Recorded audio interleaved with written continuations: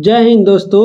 आज के इस वीडियो में हम लोग देखेंगे जो बीपीएससी एईडीओ का एग्ज़ाम होने वाला है, जिसमें आपका सहायक शिक्षा विकास पदाधिकारी, उसी से रिलेटेड एक किरण पब्लिकेशन के तरफ से प्रैक्टिस वर्कबुक निकाला गया है। देखिए दोस्तों, इसमें कुल 3 पेपर होने वाला है। पहला पेपर में आपका समान भाषा, जिसमें आपका समान अंग्रेजी और हिंदी रहेगा, जो कि टोटल 100 प्रश्न रहेगा दोस्तों, जिसमें आपका 30 नंबर अंग्रेजी का और 70 नंबर हिंदी का रहेगा, जिसका 2 घंटा समय मिलेगा। उसके बाद आपका दूसरा पेपर समान अध्ययन का होगा, जिसमें हिस्ट्री, पॉलिटी, जियोग्राफी और साइंस से रिलेटेड आपका क्वेश्चन रहेगा। ये भी आपका 100 नंबर का होगा और 2 घंटा का समय मिलेगा। और तीसरा पेपर होगा आपका समान योग्यता का, जिसमें आपका मैथ और रीजनिंग से संबंधित प्रश्न रहेंगे और इसमें भी आपका 100 क्वेश्चन रहेंगे और 2 घंटा का समय मिलेगा।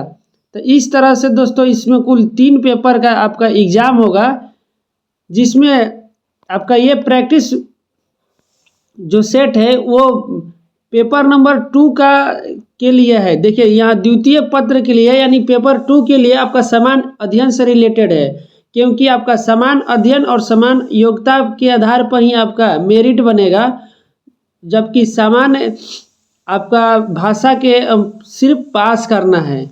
तो अभी हम सिर्फ समान अध्ययन से रिलेटेड आपका क्वेश्चन करा रहे हैं। इसके बाद ये सभी कंप्लीट होने के बाद आपका समान योग्यता से संबंधित हम सारी प्रैक्टिस सेट कराएंगे। तो इसलिए अगर आप लोग चैनल पर नए आए हैं तो प्लीज़ चैनल को सब्सक्राइब कर दे दोस्तों, ताकि बिहार के जितने भी आपका रिलेटेड एग्ज़ाम है, जैसे कि बिहार दरोगा, बिहार एसएससी, आपका बिहार पुलिस मद्य निषेध या बिहार एसएससी सीजीएल, आपका ये सभी का हम प्रैक्टिस सेट कराते हैं। तो अगर आप लोग को वीडियो अच्छी लगी तो एक लाइक भी ज़रूर कर देंगे, और जो भी आपको सजेशन देना है कमेंट बॉक्स खुला है, आप लोग कमेंट करके बोल सकते हैं। तो आइए क्वेश्चन नंबर 1 पर चलते हैं। तो देखिए दोस्तों, क्वेश्चन नंबर 1 कह रहा है कि घ्राण तंत्र ओल्फैक्टरी हमारे शरीर के किस भाग में स्थित होता है। तो दोस्तों आप लोग भी इसका जवाब देते चलिएगा साथ साथ में, और लास्ट में आप लोग कमेंट करके बताइएगा कि कुल कितना प्रश्न आप लोग का सही हुआ। और ये दोस्तों बहुत ही इम्पोर्टेंट आपका सेट हो जाता है, क्योंकि किरण पब्लिकेशन से बहुत ही आपका पेपर में क्वेश्चन लड़ जाता है, इसलिए ये वीडियो बहुत ही इम्पोर्टेंट है। आप लास्ट तक बने रहेंगे। तो बताइए कि पहला का सही उत्तर क्या होगा। पूछ रहा है कि घ्राण तंत्र हमारे शरीर में किस भाग में स्थित होता है। तो इसका सही उत्तर होगा दोस्तों नाक में स्थित रहता है। अगला क्वेश्चन देखिए, क्वेश्चन नंबर 2 कह रहा है कि भारत का सबसे छोटा केंद्र शासित राज्य है। बताइए कि भारत का सबसे छोटा केंद्र शासित राज्य कौन सा है। तो इसका सही उत्तर दोस्तों लक्षद्वीप हो जाएगा। और सबसे बड़ा केंद्र शासित राज्य पूछे तो आप लोग कमेंट करके बताइए कि सबसे बड़ा केंद्र शासित राज्य कौन सा है। भारत में अभी के वर्तमान में आपका 28 राज्य और 8 केंद्र शासित प्रदेश है। ये भी फैक्ट याद रखिएगा। अगला क्वेश्चन देखिए 3 नंबर कह रहा है कि रानी नाइकी देवी, जिन्होंने डैश को 1178 ईस्वी में हराने के लिए याद किया जाता है। बताइए कि रानी नाइकी देवी किसे हराया था। बताइए दोस्तों इसका सही उत्तर क्या होगा। तो इसका सही उत्तर होगा दोस्तों मोहम्मद गोरी को हराया था। याद रखिएगा दोस्तों, रानी नाइकी देवी 1178 में मोहम्मद गोरी को हराया था। अगला देखिए 4 नंबर का रहा है कि रऊफ राज्य का एक लोक नृत्य है। बताइए कि रऊफ किस राज्य का एक लोक नृत्य है। तो रऊफ आपका दोस्तों जम्मू और कश्मीर का आपका लोक नृत्य है। शास्त्रीय नृत्य के बारे में जानते होंगे दोस्तों। शास्त्रीय नृत्य जैसे आपका कथक पूछे तो उत्तर प्रदेश और उत्तर भारत का हो जाएगा। कथकली पूछे तो आपका दोस्तों केरल का हो जाएगा। मोहिनी अट्टम पूछे तो केरल का। भारतनाट्यम पूछे तो आंध्र प्रदेश का। शास्त्रीय असम का।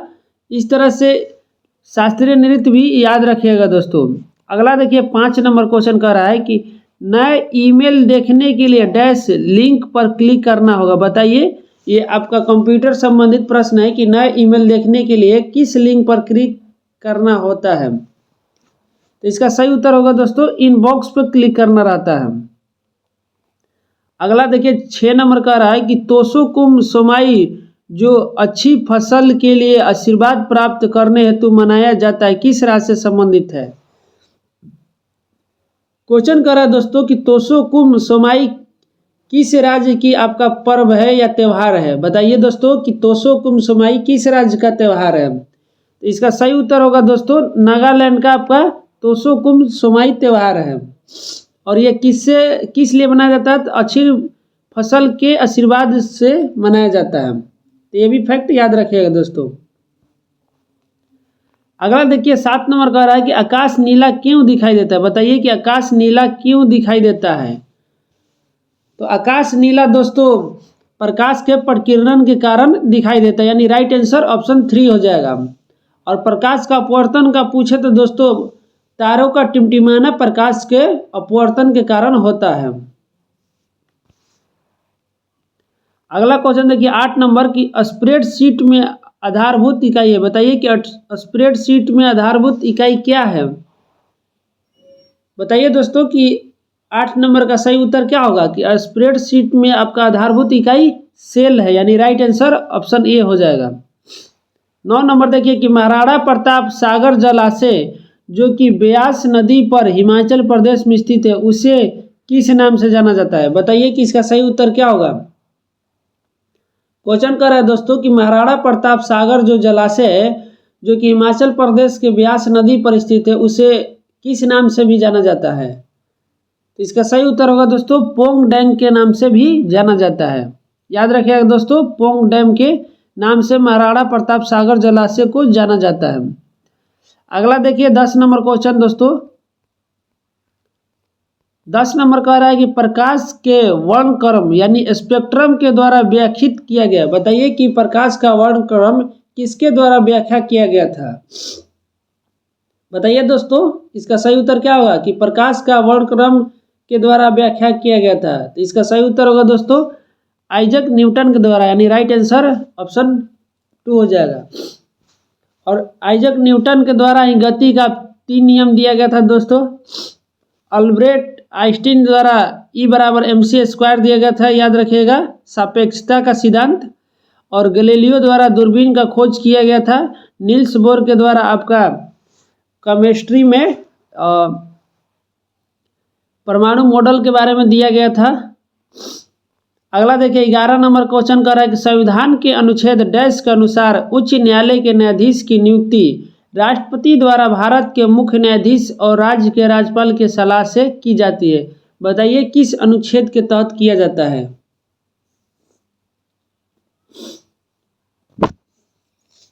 बताइए दोस्तों इसका सही उत्तर क्या होगा कि उच्च न्यायालय के न्यायाधीश की नियुक्ति राष्ट्रपति द्वारा भारत के मुख्य न्यायाधीश और राज्यपाल की सलाह से किस अनुच्छेद के तहत किया जाता है। तो आपका 217 अनुच्छेद के तहत किया जाता है, यानी राइट आंसर ऑप्शन 3 हो जाएगा दोस्तों। याद रखिएगा कि उच्च न्यायालय के न्यायाधीश की नियुक्ति 217 अनुच्छेद के तहत किया जाता है। अगला क्वेश्चन देखिए 12 नंबर की एपी कल्चर पर शोध एक वैज्ञानिक विधि है जिसमें विशेष रूप से एक लकड़ी का बॉक्स बना होता है। यानी सीधी सी क्वेश्चन कर रहा है दोस्तों कि एपी कल्चर किससे संबंधित है। बताइए कि एपी कल्चर किससे संबंधित है। बताइए दोस्तों इसका सही उत्तर क्या होगा। तो आपका एपी कल्चर मधुमक्खी पालन से संबंधित होता है, यानी राइट आंसर ऑप्शन ए हो जाएगा। उसी तरह दोस्तों पीसी कल्चर आपका मछली पालन से संबंधित है, याद रखिएगा। अगला देखिए 13 नंबर की वर्षा की बूंदें जब समतल सतह पर गिरती है तो क्यों फैल जाती है। बताइए कि वर्षा की बूंदें जब समतल सतह पर गिरती है तो क्यों फैल जाती है, जबकि वर्षा के बूंदें गोलाकार रूप में ऊपर से आती है। बताइए दोस्तों इसका सही उत्तर क्या होगा। तो देखिए दोस्तों जब वर्षा की बूंदें समतल सतह पर गिरती है तो इसलिए फैल जाती है क्योंकि कण का पृष्ठ तनाव के कारण, यानी राइट आंसर ऑप्शन 4 होगा। 14 नंबर देखिए दोस्तों सीमोस के लिए आता है। बताइए कि सीमोस का फुल फॉर्म क्या है। बताइए दोस्तों कि सीमोस के फुल फॉर्म क्या है। यहाँ सीमोस दिया है और उसका हिंदी में फुल फॉर्म लिखा है। उसका फुल फॉर्म बताइए दोस्तों कि क्या होगा। तो देखिए दोस्तों, सीमोस का फुल फॉर्म होता है कॉम्प्लीमेंट्री मेटल ऑक्साइड सेमीकंडक्टर। याद रखिएगा दोस्तों, सी से आपका कॉम्प्लीमेंट्री, एम से मेटल, ओ से ऑक्साइड और एस से सेमीकंडक्टर, यानी राइट आंसर ऑप्शन 4 हो जाएगा। अगला देखिए 15 नंबर का रहा है कि निम्नलिखित में से किस राज्य की सीमा बांग्लादेश से नहीं लगती है। देखिए दोस्तों, आपका भारत का पड़ोसी देश आपका बांग्लादेश है, जो कि भारत के साथ सबसे ज़्यादा सीमा साझा करता है। बताना है कि इसमें से कौन सा ऐसा राज्य है जो बांग्लादेश के साथ सीमा साझा नहीं लगता है, या नहीं बताना है। तो इसका सही उत्तर होगा दोस्तों, मणिपुर का सीमा आपका बांग्लादेश से नहीं लगता है, बल्कि मणिपुर की सीमा आपका असम से लगता है, जो कि भारत का ही स्टेट है। बाकी आपका त्रिपुरा बांग्लादेश से तीनों ओर से घिरा हुआ राज्य है, ये भी फैक्ट याद रखिएगा। और भारत का पड़ोसी राज्य पूछे तो दोस्तों इसका ट्रिक होता है बचपन में बीए। याद रखिएगा दोस्तों, बचपन में बीए। बी से बांग्लादेश, च से चीन, प से पाकिस्तान, न से नेपाल, बी से भूटान, ए से अफगानिस्तान है। याद रखिएगा दोस्तों, बचपन में बीए। अगला देखिए 16 नंबर का रहा है कि चौसा का युद्ध जो हुमायूं और शेर शाह के बीच 26 जून डैश को लड़ा गया था। बताइए कि चौसा का युद्ध कब लड़ा गया था। बताइए दोस्तों, इसका राइट आंसर क्या होगा कि चौसा का युद्ध यहाँ दिया है कि हुमायूं और शेर शाह के बीच लड़ा गया था, लेकिन यहाँ समय पूछा है कि 26 जून और कब लड़ा गया था। तो दोस्तों 26 जून 1539 को आपका लड़ा गया था, यानी राइट आंसर ऑप्शन 2 हो जाएगा। और उसके बाद दोस्तों बिलग्राम या कनौज का युद्ध पूछे तो 1540 में ही लड़ा गया था। ये भी आपका हुमायूं और शेर शाह के बीच लड़ा गया था, जिसमें हुमायूं पराजित हो गया था और शेर शाह का विजय हुआ था। अगला क्वेश्चन देखिए 17 नंबर का रहा है कि डैश में विषाणुओं का अध्ययन किया जाता है। बताइए कि किस लॉजी में आपका विषाणुओं का अध्ययन किया जाता है, यानी किस विषाणुओं का अध्ययन क्या कहलाता है। बताइए दोस्तों, इसका सही उत्तर क्या होगा। तो दोस्तों विषाणुओं को वायरस भी कहते हैं, इसलिए विषाणुओं का अध्ययन वायरोलॉजी कहा जाता है। याद रखिएगा दोस्तों, विषाणुओं का अध्ययन वायरोलॉजी कहा जाता है। उसी तरह देखिए आपका माइकोलॉजी में आपका शैवाल का, फाइकोलॉजी में आपका कवक का अध्ययन किया जाता है। तो ये भी फैक्ट याद रखिएगा दोस्तों। अगला क्वेश्चन देखिए 18 नंबर। 18 नंबर का फिजिक्स से है कि मनुष्य में सुनने की समान क्षमता कितनी है। बताइए कि मनुष्य की सुनने की क्षमता कितनी होती है, यानी मनुष्य कितने हर्ट्ज तक की आवाज़ को सुन सकता है। तो मनुष्य आपका श्रव्य तरंग ही सुन सकता है, जो कि तरंग 3 तरह का होता है दोस्तों, एक अपश्रव्य, एक श्रव्य, एक पराश्रव्य। तो श्रव्य तरंगे आपका 20 हर्ट्ज से 20 किलो हर्ट्ज के बीच आता है, यानी राइट आंसर ऑप्शन 3 हो जाएगा कि मनुष्य के सुनने की क्षमता 20 हर्ट्ज से 20 किलो हर्ट्ज के आता है।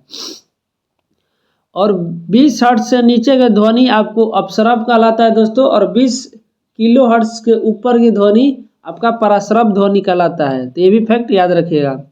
अगला देखिए 19 नंबर का रहा है कि केंद्र शासित प्रदेश दादर नगर हवेली महाराष्ट्र और डैश के बीच स्थित है। बताइए कि दादर नगर हवेली महाराष्ट्र और किस राज्य के बीच स्थित है आपका।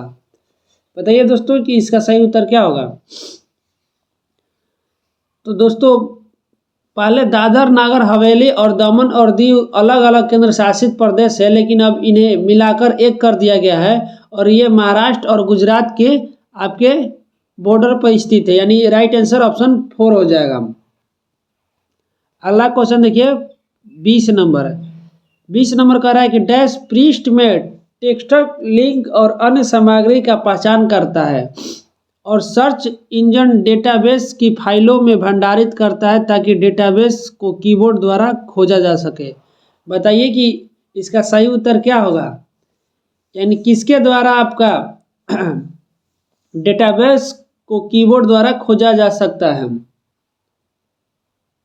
तो इसका सही उत्तर होगा दोस्तों इंडेक्सिंग के द्वारा। इंडेक्सिंग के द्वारा आपका पृष्ठ में टेक्स्ट, लिंक और अन्य सामग्री की पहचान करता है।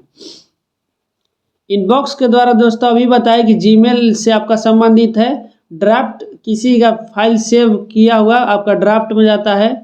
अगला देखिए 21 नंबर है। 21 नंबर कह रहा है दोस्तों कि डैश आपका ओडिया का एक नृत्य है, यानी उड़ीसा का एक नृत्य है जो कि 18वीं शताब्दी में जंगलों में रहने वाले जनजातियों द्वारा किया जाता था और 19वीं शताब्दी में यह युद्ध कला पर आधारित नृत्य बन गया। बताइए कि उड़ीसा का कौन सा नृत्य है जो जंगलों में रहने वाले जनजातियों के द्वारा किया जाता था। यानी सीधा सा पूछ रहा है दोस्तों कि उड़ीसा का कौन सा एक लोक नृत्य है। बताइए दोस्तों इसका सही उत्तर क्या होगा। तो इसका सही उत्तर होगा दोस्तों आपका उड़ीसा का लोक नृत्य छऊ है, यानी राइट आंसर ऑप्शन 3 हो जाएगा। अगला देखिए दोस्तों 22 नंबर की द ओरिजिन ऑफ स्पेसिस के लेखक कौन है। आपका पुस्तक का नाम दिया है कि द ओरिजिन ऑफ स्पेसिस के लेखक इनमें से कौन सा है दोस्तों। तो द ओरिजिन ऑफ स्पेसिस का आपका लेखक चार्ल्स डार्विन है, यानी राइट आंसर ऑप्शन ए हो जाएगा। अगला देखिए 23 नंबर है। 23 नंबर कह रहा है कि संगौली की संधि अंग्रेज और के बीच रखी गई। बताइए कि संगौली की संधि किनके किनके बीच हुआ था। यहाँ पर अंग्रेज दे दिया और दूसरा पूछ रहा है कि अंग्रेज और किनके बीच हुआ था आपका संगौली का संधि। तो इसका सही उत्तर होगा दोस्तों कि अंग्रेज और गोरखा के बीच हुआ था, जो कि नेपाल के साथ हुआ था दोस्तों, यानी राइट आंसर ऑप्शन ए हो जाएगा। अगर गोरखा ना देकर नेपाल भी दिया है तो ये भी आपका सही होगा कि अंग्रेज और नेपाल के बीच संगौली का संधि हुआ था। अगला देखिए 24 नंबर कि दाचीग्राम अभ्यारण्य कहाँ स्थित है। अभ्यारण्य से संबंधित है कि दाचीग्राम अभ्यारण्य कहाँ स्थित है। तो ये आपका जम्मू कश्मीर में स्थित है, राइट आंसर ऑप्शन ए हो जाएगा।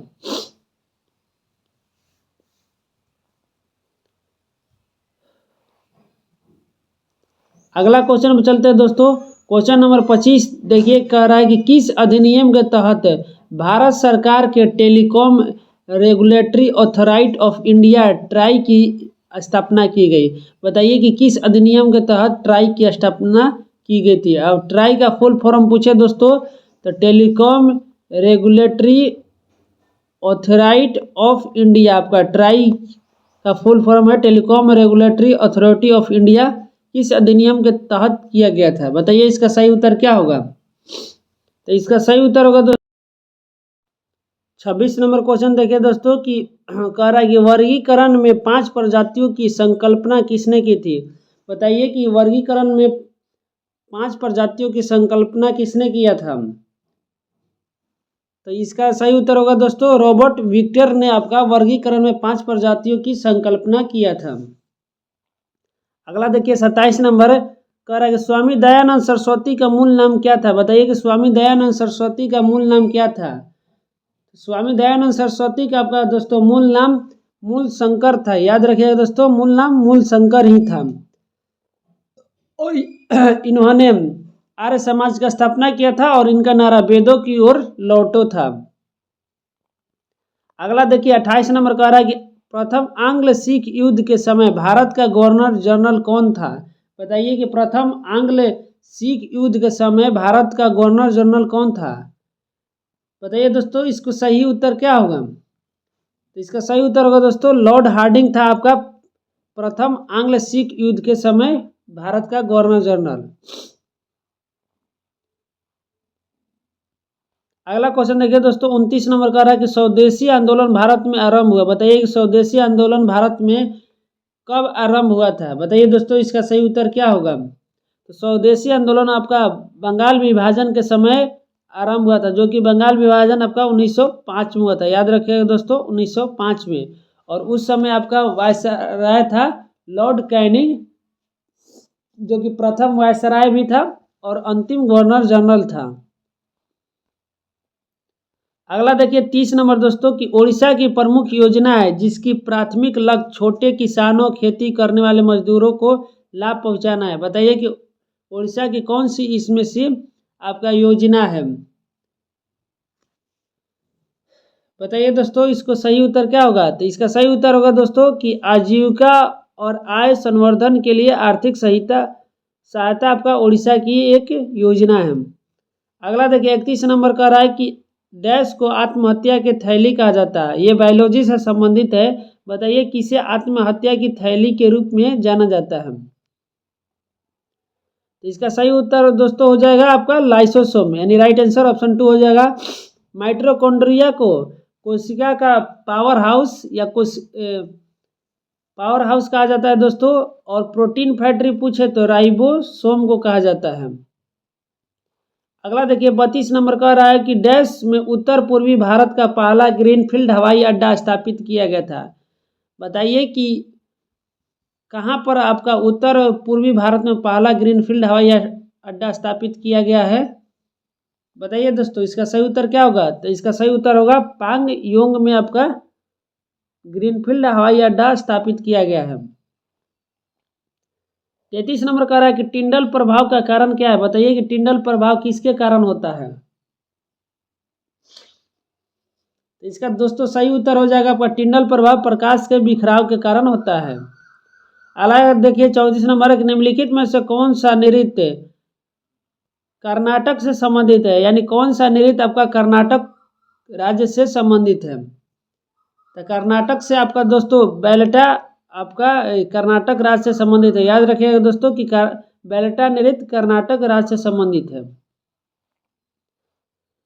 अगला देखिए 35 नंबर क्वेश्चन कह रहा है कि कौन सी इंटरनेट भाषा नहीं है। यहाँ पूछ रहा है कि कौन सी आपका इंटरनेट की भाषा नहीं है। जब दोस्तों आप लोग कंप्यूटर पे यानी गूगल क्रोम पर सर्च करते हैं तो वहाँ पे HTTPS HTML ऐसे करके आता है। तो बताइए कौन सा आपका इंटरनेट की भाषा नहीं है। तो इसका सही उत्तर होगा दोस्तों कोबोल आपका इंटरनेट की भाषा नहीं है।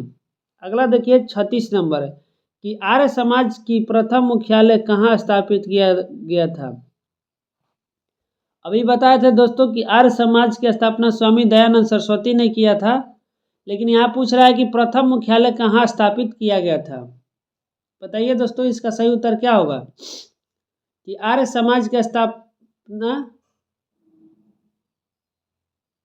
आर्य समाज का प्रथम मुख्यालय कहाँ स्थापित किया गया था। तो इसका सही उत्तर होगा दोस्तों लाहौर में स्थापित हुआ था। अगला देखिए 37 नंबर का रहा है कि खिलजी साम्राज्य की स्थापना जलालुद्दीन फिरोज खिलजी द्वारा कब की गई थी। उसने भारत को एक बड़े हिस्से पर कब तक शासन किया। बताइए इसका सही उत्तर क्या होगा दोस्तों। यानी आपका पूछ रहा है कि खिलजी साम्राज्य की स्थापना कब हुआ और कब तक चला। बताइए इसका सही उत्तर क्या होगा। तो खिलजी साम्राज्य का स्थापना दोस्तों 1290 में हुआ था और 1320 तक चला है। और खिलजी वंश का संस्थापक पूछे तो जलालुद्दीन खिलजी था। याद रखिएगा दोस्तों जलालुद्दीन खिलजी। और ये गुलाब वंश के शासन के बाद आया था। गुलाम वंश का पूछे तो दोस्तों 1206 से 1290 के बीच चला था। और याद रखने का दोस्तों इसका ट्रिक है दिल्ली सल्तनत के सभी शासन को कि गुलाब खिले तो सांस लो। याद रखिएगा दोस्तों गुलाब खिले तो सांस लो, गुलाब खिले तो सांस लो। याद रखिएगा दोस्तों आपका गुलाब से गुलाम वंश, उसके बाद खिले से खिलजी वंश, तू से तुगलक वंश, सांस से सैयद वंश, लौ से लोधी वंश। याद रखिएगा दोस्तों अंतिम वंश आपका लोधी वंश और प्रथम गुलाम वंश हो जाएगा। अगला देखिए 38 नंबर कह रहा है कि जैनिक सिनर ने लंदन में ऑल इंग्लैंड क्लब में अपना डैश विंबलडन 2025 खिताब जीता था। बताइए कि कौन सा खिताब जीता था जैनिक सिनर ने। तो इसका सही उत्तर हो जाएगा दोस्तों पहला खिताब जीता था। अगला देखिए 39 नंबर के मध्य प्रदेश के खजुराहो में स्थित ऐतिहासिक स्मारक डैश वंश का सूचक है। यानी मध्य प्रदेश के खजुराहो का जो स्मारक है किसने बनवाया था। बताइए दोस्तों इसका सही उत्तर क्या होगा। तो इसका सही उत्तर आपका दोस्तों चंदेल वंश के शासक ने बनवाया था। अगला देखिए 40 नंबर का रहा है कि विटामिन B1 के कमी के कारण होने वाली बीमारी कौन सी है। बताइए विटामिन B1 की कमी के कारण कौन सी बीमारी होती है। आइए इसका ऑप्शन देखते हैं दोस्तों। इसका सही उत्तर हो जाएगा आपका बेरी विटामिन B1 के कमी से कारण होता है। और रिकेटस पूछे तो आपका विटामिन डी के कमी के कारण होता है, याद रखिएगा दोस्तों। अगला देखिए 41 नंबर की रेड टैप अर्थव्यवस्था में संदर्भित करता है। बताइए कि रेड टैप अर्थव्यवस्था किसे संदर्भित करता है। तो रेड टैप आपका औपचारिक नियमों के अनुरूप कठोर जोखिम को संदर्भित करता है, यानी राइट आंसर ऑप्शन 3 हो जाएगा। अगला क्वेश्चन देखिए 42 नंबर का रहा है कि डैश में स्थित महाबोधि मंदिर बौद्ध धर्मावलंबियों का पवित्र स्थल है। यानी महाबोधि मंदिर कहाँ स्थित है। पूछ रहा है दोस्तों कि महाबोधि मंदिर कहाँ स्थित है। ये आपका बिहार के बोध गया में स्थित है, याद रखिएगा दोस्तों, बिहार में स्थित है। और यहीं पर आपका भगवान बुद्ध को ज्ञान की प्राप्ति हुआ था। अगला क्वेश्चन देखिए 43 नंबर की भारत की पहली महिला पर्वतारोही डैश जिसने कांगसुंग की ओर से एवरेस्ट पर्वत पर चढ़ाई की थी। बताइए कि कौन सी भारत की पहली महिला पर्वतारोही थी। बताइए दोस्तों, तो इसका सही उत्तर होगा संतोष यादव थी।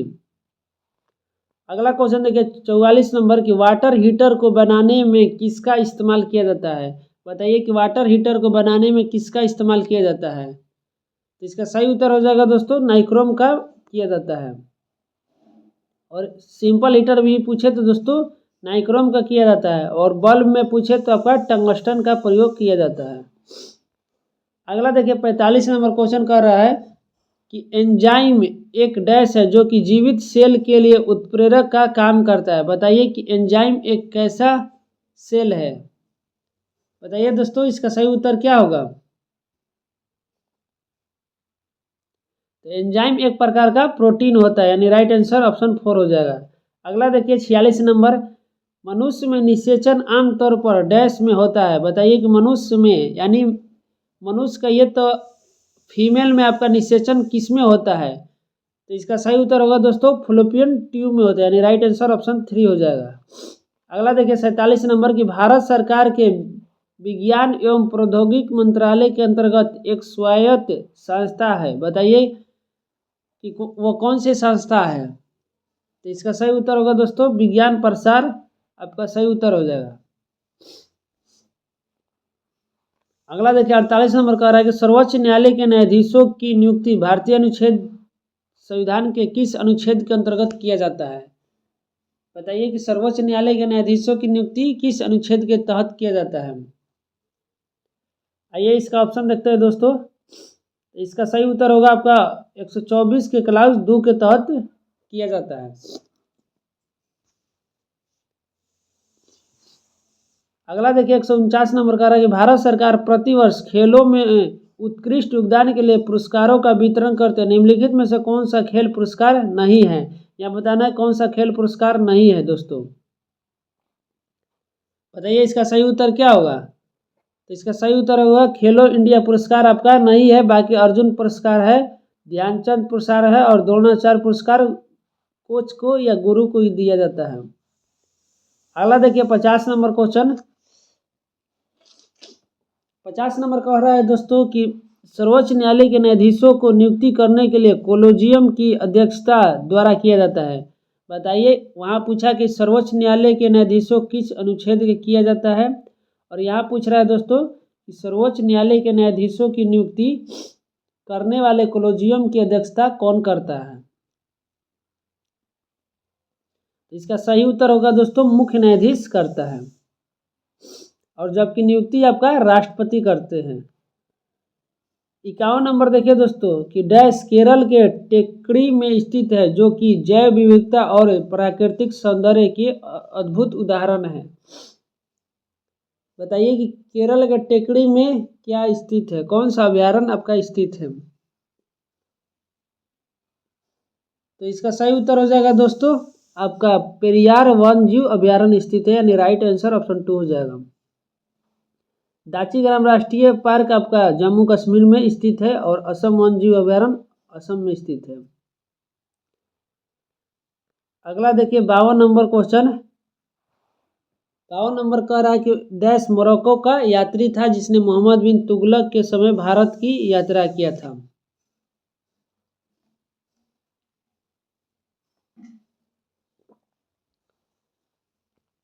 यानी पूछ रहा है क्वेश्चन दोस्तों कि मोरक्को कहाँ का यात्री था। मोरक्को का यात्री कौन था ये बताइए दोस्तों, बताइए इसका सही उत्तर क्या होगा।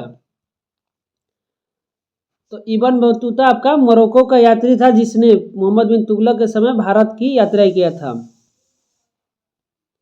अगला देखिए 53 नंबर की डैश में प्राचीन भारत की आर्थिक नीति और सैन्य रणनीति का वर्णन किया गया है।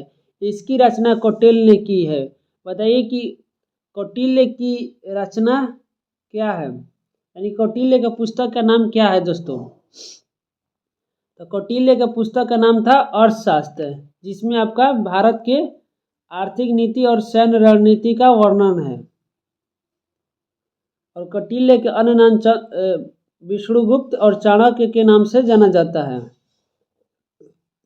अगला देखिए 54 नंबर के अकबर के काल में उसके पिता हुमायूं पर एक पुस्तक हुमायूंनामा की रचना किसके द्वारा किया गया था। बताइए कि हुमायूंनामा की रचना किसने किया था। तो इसका सही उत्तर होगा दोस्तों कि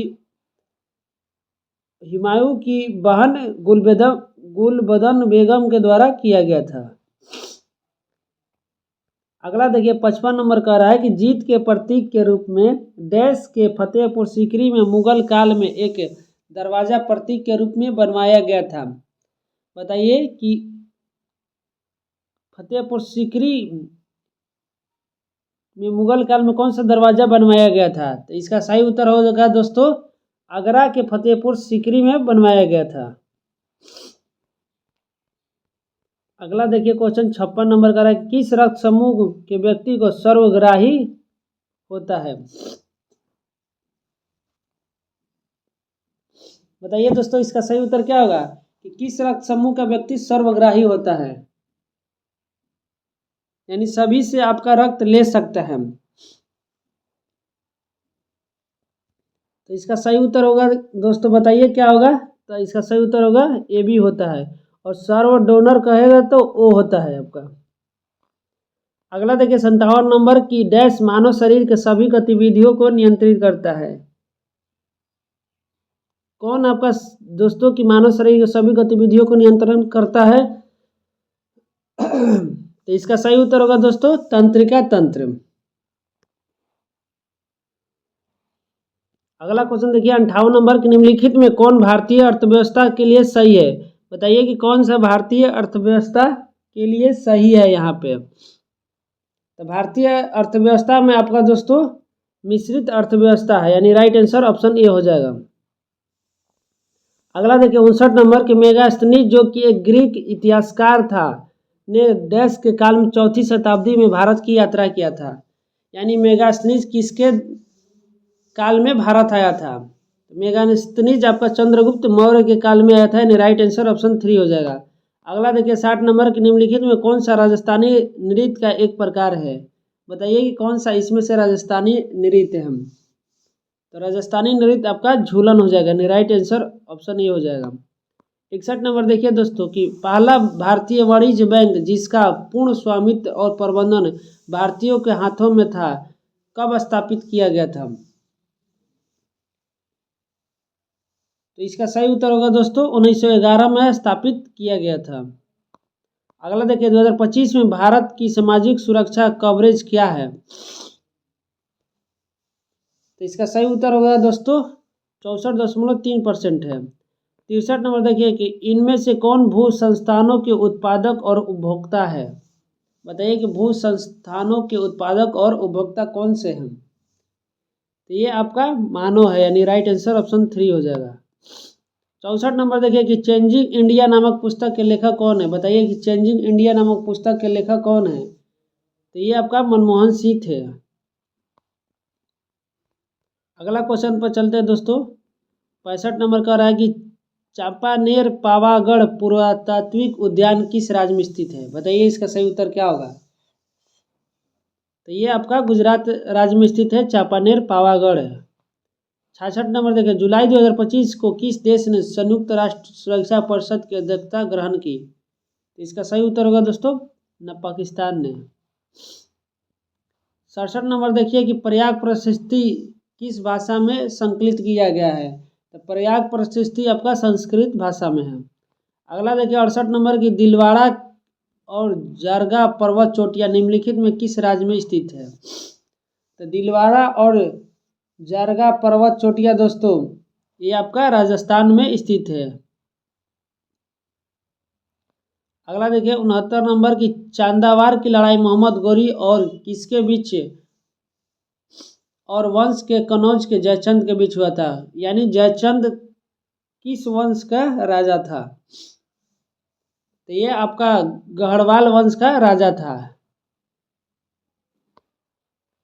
अगला देखिए 70 नंबर के संयुक्त राष्ट्र प्रतिवर्ष किस दिन नीले आसमान के लिए अंतर्राष्ट्रीय स्वच्छ वायु दिवस मनाता है? यानी वायु दिवस कब मनाया जाता है? वायु दिवस आपका 7 सितंबर को मनाया जाता है। 71 नंबर देखिए दोस्तों, चुनाव के समय राजनीतिक दलों और चुनाव लड़ने वाले उम्मीदवारों द्वारा अनुपालित किए जाने वाले मानदंडों और दिशा निर्देश का संकलन कहलाता है। बताइए इसका सही उत्तर क्या होगा?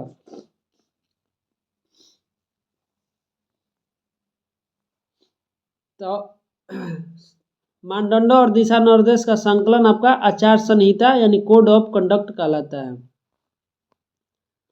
72 नंबर देखिए दोस्तों कि निम्नलिखित में से किस संगठन ने 16 अगस्त 1946 को सीधी कार्रवाई दिवस घोषित किया था?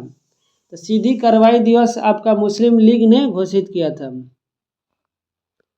अगला क्वेश्चन देखिए 73 नंबर की एक रासायनिक अभिक्रिया में जल के साथ तीव्रता से अभिक्रिया करके कैल्शियम हाइड्रोक्साइड उत्पन्न करता है और भारी मात्रा में ऊष्मा मुक्त होती है।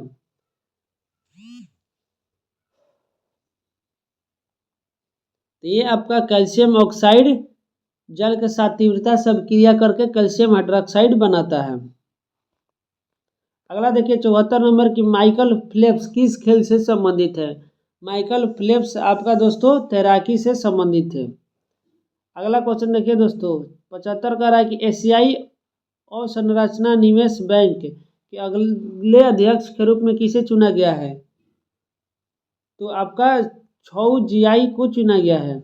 अगला देखिए 76 नंबर, भारत सरकार ने केंद्रीय ग्रामीण स्वच्छता कार्यक्रम का शुभारंभ किस वर्ष किया गया है? तो भारत सरकार ने केंद्रीय ग्रामीण स्वच्छता कार्यक्रम का शुभारंभ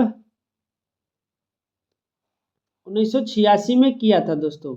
अगला देखिए 77 नंबर की 712 ईस्वी में भारत पर अरब आक्रमण का नेतृत्व किसने किया था? तो भारत पर पहला अरब आक्रमण मोहम्मद बिन कासिम ने किया था। राइट आंसर ऑप्शन 2 हो जाएगा। 78 नंबर देखिए दोस्तों, प्रधानमंत्री नरेंद्र मोदी को नामीबिया के शीर्ष नागरिक पुरस्कार से सम्मानित किया गया। यह प्रधानमंत्री मोदी द्वारा प्राप्त किया गया अंतर्राष्ट्रीय सम्मान है। बताइए इसका सही उत्तर क्या होगा? ये आपका 27वां अंतर्राष्ट्रीय सम्मान हो जाएगा।